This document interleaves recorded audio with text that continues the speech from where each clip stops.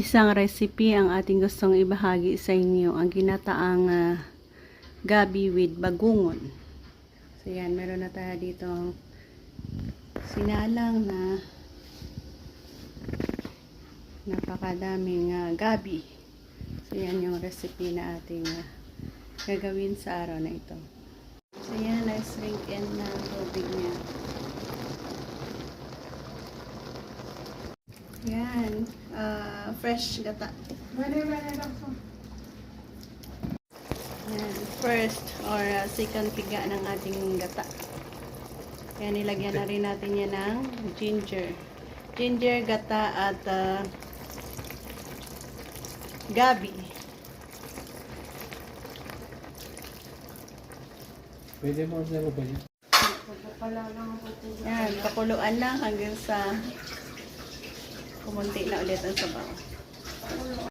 Naglagay na ulit tayo ng onion.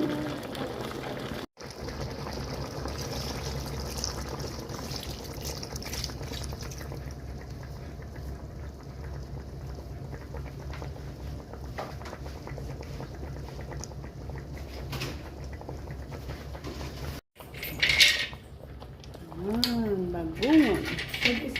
Sarap at malinamnam na ginataang gabi with bagungon.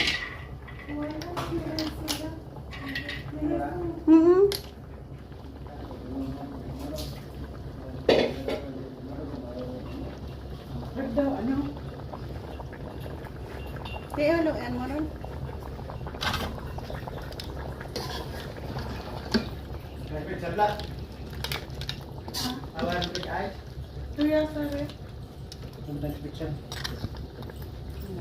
Sarap. Nabutangan mo rin dyan langgaw? So mayroon na yan langgaw, asin.